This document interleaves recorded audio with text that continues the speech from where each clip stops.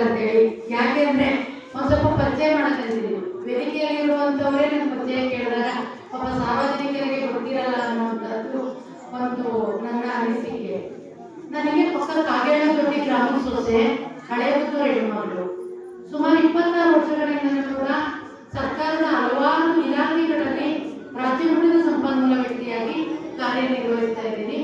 ಜೊತೆಗೆ ನನ್ನದೇ ಆದಂತ PL rural and urban development organisation ಅಂತ ನನ್ನ ಸಂಸ್ಥೆ ಇದೆ. ನನ್ನ ಸಂಸ್ಥೆ ವತಿಯಿಂದ ಅಲ್ಲಿ ಸಂಸ್ಥಾಪಕರು ಹೌದು, ಕಾರ್ಯದರ್ಶಿನೂ ಹೌದು. ರಾಜ್ಯದ ಹಲವಾರು ಜಿಲ್ಲೆಗಳಲ್ಲಿ ನಾನು ಕೆಲಸ ಮಾಡ್ತಾ ಇದ್ದೀನಿ. ಮೇನ್ ನಾನು ಮಾಡ್ತಿರುವಂತದ್ದು ಶಿಕ್ಷಣಕ್ಕೆ ಸಂಬಂಧಪಟ್ಟಂತೆ ಹೆಚ್ಚೆಚ್ಚು ಕೆಲಸಗಳನ್ನ ಮಾಡ್ತಾ ಇದ್ದೀನಿ. ಮೈಸೂರು ವಿಭಾಗದಲ್ಲಿ ಮಂಡ್ಯ, ರಾಮನಗರ, HD ಕೋಟೆ, ಮೈಸೂರು, ಚಾಮರಾಜನಗರ, ಕೊಡಗು ಜಿಲ್ಲೆಗಳಲ್ಲಿ ನಾನು ಕೆಲಸ ಮಾಡ್ತಾ ಇದ್ದೀನಿ. ಸೊ ನಮ್ಮ ಕೆಲಸ ಏನಪ್ಪಾ ಅಂದ್ರೆ ಹೆಚ್ಚು ವುಮೆನ್ ಎಂಪವರ್ಮೆಂಟ್ ಬಗ್ಗೆ ನಾನು ಕೆಲಸ ಮಾಡ್ತೀನಿ. ಜೊತೆಗೆ ಸರ್ಕಾರಿ ಶಾಲೆಗಳಲ್ಲಿ ಗುಣಾತ್ಮಕ ಶಿಕ್ಷಣ ತರಬೇತಿಯಲ್ಲಿ ಕೆಲಸ ಮಾಡ್ತೀನಿ. ಈ ಕಾರ್ಯಕ್ರಮಕ್ಕೆ ನಾನು ಅತಿಥಿ ಅಲ್ಲದೆ ಬಂದಂತವರು. ಕಾರಣ ಇಷ್ಟೇ, ಹಿಂದೆ ಕೂತಿರುವಂತ ದಿವ್ಯ ಅವರು ನಮ್ಮ ಸಂಸ್ಥೆಗೆ ಇತ್ತೀಚೆಗೆ ಪರಿಚಯ ಆದರು. ನಾವಿಲ್ಲಿ ಲೋಕಲ್ ಸ್ಕೂಲಲ್ಲಿ ಇರುವಂತ ಪ್ರಾಬ್ಲಮ್ಸ್ ಗಳನ್ನ ಚರ್ಚೆ ಮಾಡುವಾಗ ಅವರು ನಿಮ್ಮೂರಿನಲ್ಲಿರುವಂತಹ ಶಾಲೆಯ ಸ್ಥಿತಿಗತಿಗಳ ಬಗ್ಗೆ ನನಗೆ ಒಂದಷ್ಟು ವಿಚಾರಗಳನ್ನ ಹೇಳೋದು. ಇತ್ತೀಚೆಗೆ ನಾವು ಕಳೆದ ಒಂದೂವರೆ ವರ್ಷಗಳಿಂದ ಕೂಡ ನಾನೇನು ಮೈಸೂರು ವಿಭಾಗದ 6 ಜಿಲ್ಲೆಗಳು ಹೇಳಿದೆ, ಈ ಭಾಗಗಳಲ್ಲಿ ಮುಚ್ಚುತ್ತಿರುವ ಶಾಲೆಗಳೊಟ್ಟಿಗೆ ಜೊತೆಗೆ ಸರ್ಕಾರಿ ಶಾಲೆಗಳಲ್ಲಿ ಗುಣಾತ್ಮಕ ಶಿಕ್ಷಣ ತರುವ ನಿಟ್ಟಿನಲ್ಲಿ ನಾನು ಮತ್ತೆ ನನ್ನ ತಂಡ ಕೆಲಸ ಮಾಡ್ತಾ ಇದ್ದೀವಿ. ನಮ್ಮ ಕೆಲಸ ಇಷ್ಟೇನೆ, ಪ್ರತಿ ಸರ್ಕಾರಿ ಶಾಲೆಗಳು ಜೀವಂತ ಇರಬೇಕು. ಜೊತೆಗೆ ಜೀವಂತ ಇರೋದ್ರ ಜೊತೆಗೆ ಮಕ್ಕಳು ಸಿಗ್ಬೇಕಾದಂತ ಎಲ್ಲ ಮೂಲ ಸೌಕರ್ಯಗಳು ಆ ಶಾಲೆಗಳಲ್ಲಿ ಸಿಗ್ಬೇಕು. ಆದಷ್ಟು ಖಾಸಗಿ ಶಾಲೆಗಳಿಂದ ಅಲ್ಲಿರುವಂತ ಜನರು ಆ ಖಾಸಗಿ ಶಾಲೆಗಳ ವ್ಯಾಮೋಹದಿಂದ ಈಚೆ ಬಂದು ಸರ್ಕಾರಿ ಶಾಲೆಗಳತ್ತ ಮುಖ ಮಾಡಬೇಕು ಅಂದ್ರೆ ಆ ಶಾಲೆಗಳಲ್ಲಿ ಗುಣಾತ್ಮಕ ಶಿಕ್ಷಣ ಇರಬೇಕು. ಈ ನಿಟ್ಟಿನಲ್ಲಿ ನಾವು ಕೆಲಸ ಮಾಡ್ತಾ ಇದ್ದೀವಿ. ಉದಾಹರಣೆಗೆ ಒಂದೆರಡು ತಾಜಾ ನಿದರ್ಶನಗಳನ್ನ ನಿಮ್ಮ ಮುಂದೆ ನಾನು ಹೇಳ್ತೀನಿ. ಮಕ್ಕಳು ಮಾತಾಡಬಾರ್ದು. ಈ ಸೈಡಲ್ಲಿ ಮಕ್ಕಳೆಲ್ಲ ವೇದಿಕೆ ಹತ್ರ ಬಂದ್ಬಿಡಿ, ಈ ಕಡೆ ಮುಂದೆಗೆ ಚೇರ್ಗಳಲ್ಲಿ ಕೂತ್ಕೊಂಡ್ಬಿಡಿ. ನೀವೇ ಮಾತಾಡಿದ್ರೆ ಏನ್ ಕೇಳಿಸ್ಕೊಂತಾರೆ ಜನ? ಮಾತಾಡಬಾರ್ದು. ಇಷ್ಟೊಂದು ಜನ ದೊಡ್ಡವರಿದ್ದಾರೆ, ನೀವು ಮಾತಾಡೋದ್ರೆ. ಸೊ ಒಂದೆರಡು ತಾಜಾ ನಿದರ್ಶನಗಳನ್ನ ನಿಮ್ಗೆ ಕೊಡಬೇಕು ಅಂದ್ರೆ, ಅಮ್ರಳ್ಳಿ ಶಾಲೆ ನೋಡಿರ್ಬೋದು ನೀವು. ಕಳೆದ ಸಾಲಿನಲ್ಲಿ 4 ಮಕ್ಕಳು 6 ಮಕ್ಕಳು ಇದ್ದಂತ ಶಾಲೆ ಇವಾಗ ಕೇವಲ 3 ಮಕ್ಕಳ ಹಂತಕ್ಕೆ ಬಂದಿದೆ. 3 ಮಕ್ಕಳಲ್ಲೂ 2 ಮಕ್ಕಳು TC ತಗೊಂಡು ಹೋಗ್ತಾ ಇದ್ದಾರೆ. ಇನ್ನೊಂದು ಮಗು ಇರುವಂತ ಶಾಲೆ.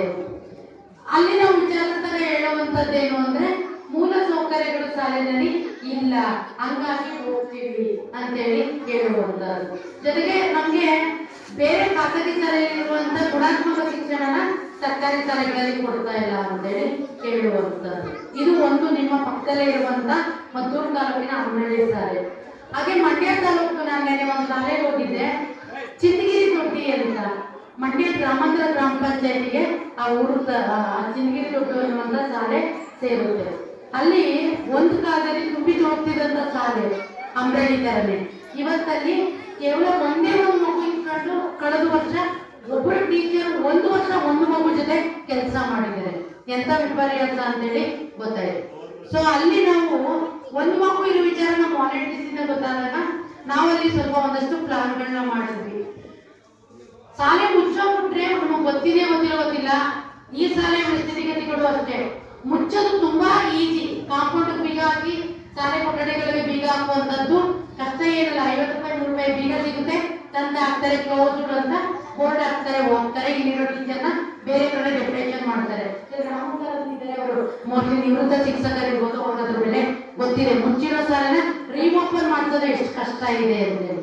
ಅಲ್ಲಿ ಹೋದಾಗ ನಮ್ಮ ವಾಲಂಟಿಯರ್ಸ್ ಸ್ವಲ್ಪ ಟೀಚರ್ ಜೊತೆ ಸಾಥ್ ಕೊಟ್ಟು ಅಲ್ಲಿ ಇಲ್ಲೇ ಇದ್ದಾಗ ಮಕ್ಕಳುಗಳು ಊರಿನಲ್ಲಿ ಯಾರು ಸೇರ್ಸೋ ಮಕ್ಕಳುಗಳು ಇಲ್ಲದೆ ಇದ್ದಾಗ ಮಂಡ್ಯದ ಕೆರೆಗಳ ಅಥವಾ ಕೆರೆಯಲ್ಲಿರುವಂತ ಮಕ್ಕಳುಗಳನ್ನ ಅಲ್ಲಿಗೆ ಅಡ್ಮಿಷನ್ ಮಾಡಿ ಡೋರ್ ಟು ಡೋರ್ ಕ್ಯಾಂಪೇನ್ ಮಾಡಿದ್ದಾರೆ. ಮನೆಗೆ ಹೋಗಿ ಅಲ್ಲಿ ನಮ್ಮ ವಾಲಂಟಿಯರ್ಸ್ ಟೀಚರ್ಸ್ ಜೊತೆಗೆ ಪೋಷಕರನ್ನ ಮನವೊಲಿಸಿದಾಗ ಪ್ರೆಸೆಂಟ್ 18 ಮಕ್ಕಳು ಆ ಶಾಲೆಯಲ್ಲಿ ಅಡ್ಮಿಷನ್ ಆಗಿದ್ದಾರೆ. 18 ಮಕ್ಕಳುಗಳು ಇವಾಗ ಆ ಶಾಲೆನಲ್ಲಿ ಇರೋದಕ್ಕೆ ಶಾಲೆಗೆ ಒಂದು ಕಳೆಯು ಬಂದಿದೆ, ಆ ಶಾಲೆಗೆ ಒಂದು ಜೀವಂತಿಕೆ ಬಂದಿದೆ.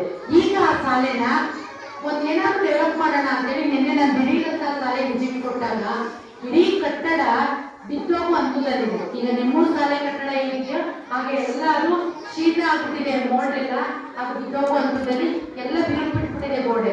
ಸಾರ್ವಜನಿಕರು ಅಥವಾ ನಮ್ಮ ಊರು ಚಿನ್ನಗಿರಿ ನೋಡಿ ಗ್ರಾಮಾಂತರಿಗಳು ಹೇಳ್ತಾರೆ, ಶಾಲೆ ಬಿಟ್ಟು ಹಂತದಲ್ಲಿ ನಮ್ಮ ಮಕ್ಕಳನ್ನ ಯಾವ ಗ್ಯಾರಂಟಿ ಮೇಲೆ ಕಳಿಸೋದು ಅಂತೇಳಿ.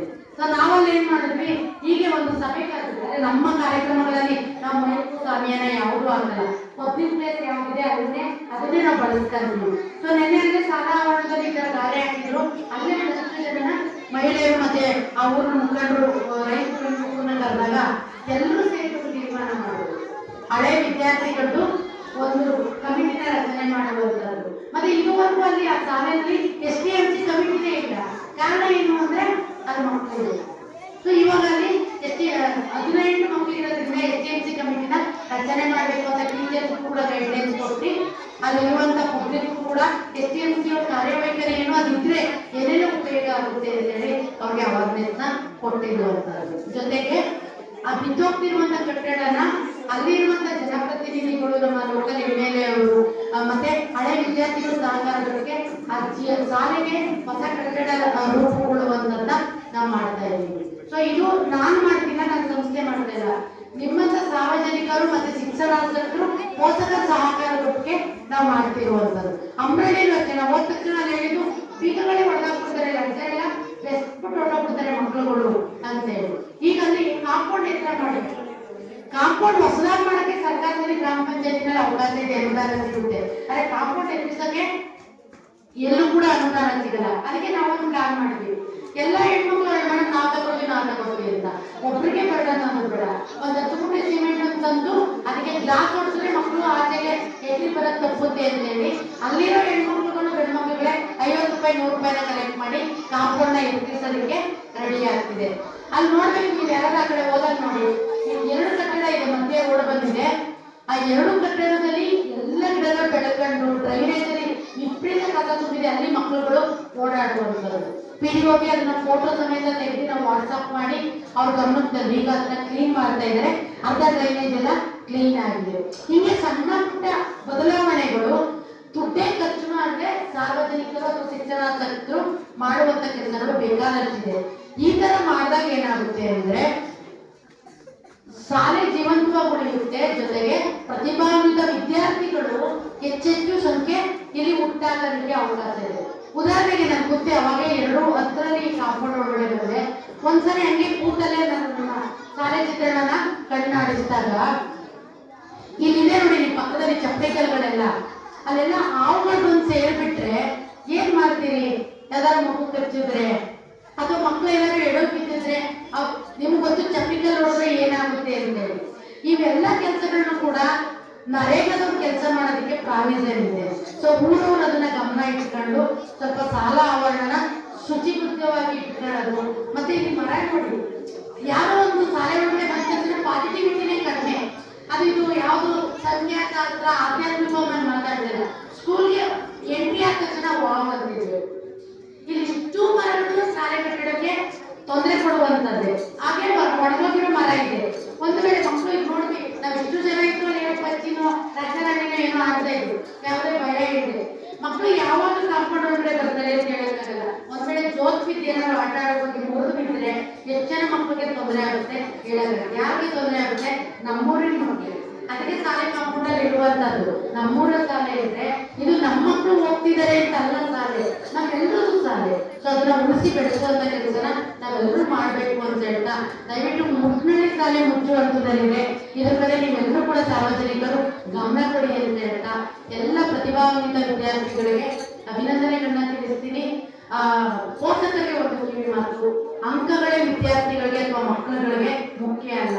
ಯಾವ ಮಗು ವಿದ್ಯಾಭ್ಯಾಸ ನಿಜವಾದ ವಿದ್ಯಾಭ್ಯಾಸ ಕಲಿಯೋದು ಯಾವಾಗ ಅಂದ್ರೆ ನಾವೆತ್ತಿರುವಂತ ಮಕ್ಕಳುಗಳಿಗೆ ನಯ ವಿನಯ ಸಂಸ್ಕಾರ ಕೊಡುವಂತದ್ದು ನಿಜವಾದ ವಿದ್ಯಾಭ್ಯಾಸ ಅಂತ ಹೇಳ್ತಾ, ಮಕ್ಕಳುಗಳಿಗೆ ಅಂಕಗಳಿಗೆ ಹೆಚ್ಚು ನಾವು ಜೋತು ಬಿಡದಂತೆ ಹೆಚ್ಚೆಚ್ಚು ಮಕ್ಕಳುಗಳ ಜೊತೆ ಸಮಯ ಕೊಡ್ತಾ ಪೋಷಕರು ಸ್ವಲ್ಪ ಮಕ್ಕಳು ಬೆಳವಣಿಗೆಗಳಲ್ಲಿ ಕಾಳಜಿ ವಹಿಸಬೇಕು. ಅವ್ರಿಗೆ ಹಿರಿಯರ ಗೌರವಿಸುವಂತದ್ದು, ಗುರುಗಳ ಗೌರವದಿಂದ ನೋಡುವಂತದ್ದು, ಕನಿಷ್ಠ ದಿನಕ್ಕೆ 1 ಗಂಟೆನಾದ್ರೂ ಆ ಪುಸ್ತಕಗಳ ಕಡೆ ಗಮನ ಕೊಡುವಂತದ್ದು. ಪೋಷಕರು ಅಥವಾ ಎಷ್ಟವರು ನಮ್ಗೆ ಓದಕ್ ಬರಲ್ಲ, ನಾವು ವಿದ್ಯಾವಂತರಲ್ಲ ಅಥವಾ ಅವಿದ್ಯಾವಂತರು, ನಮ್ಗೆ ಏನು ಬರದೇ ಇಲ್ಲ ಅನ್ನುವಂಥವ್ರು ಓದಕ್ ಬರ್ದೇ ಇದ್ದು ಪರವಾಗಿಲ್ಲ, ನಿಮ್ ಮನೆ ಮಕ್ಕಳು ಕುತ್ಕೊಂಡಿರೋ ಪುಟಗಳು ಏನು ಪುಸ್ತಕದಲ್ಲಿರೋ ಪುಟಗಳನ್ನ ತಿರುಗಿಸುವಾಗ ಅವ್ರ ಪಕ್ಕ ನೀವು ಕುತ್ಕೊಂಡ್ರೆ ಮಕ್ಕಳು ಒಂದಷ್ಟು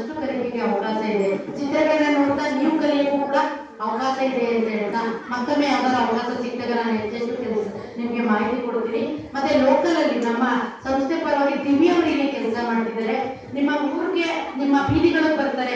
ದಯವಿಟ್ಟು ಒಂದು 15 ಜನ 20 ಜನ ಒಂದೊಂದು ಜಗಲಿನಲ್ಲಿ ಕೂತು ನಿಮ್ಮ ಶಾಲೆಯ ಅಳಿಮುಳಿವುಗಳ ಸಮಸ್ಯೆಗಳ ಬಗ್ಗೆ ಒಂದಷ್ಟು ಚರ್ಚೆ ಮಾಡಿ, ನಾನು ಕೂಡ ನಮ್ಮ ಸಂಸ್ಥೆ ವತಿಯಿಂದ ನನ್ನ ಕೈಯಲ್ಲಾದ ಮಟ್ಟಿಗೆ ನಿಮ್ಮ ಶಾಲೆಗೆ ನಾನು ಸಾಥ್ ಕೊಡ್ತೀನಿ ಅಂತ ಹೇಳ್ತಾ ಅವಕಾಶಕ್ಕಾಗಿ ವಂದಿಸ್ತೀನಿ. ಧನ್ಯವಾದಗಳು.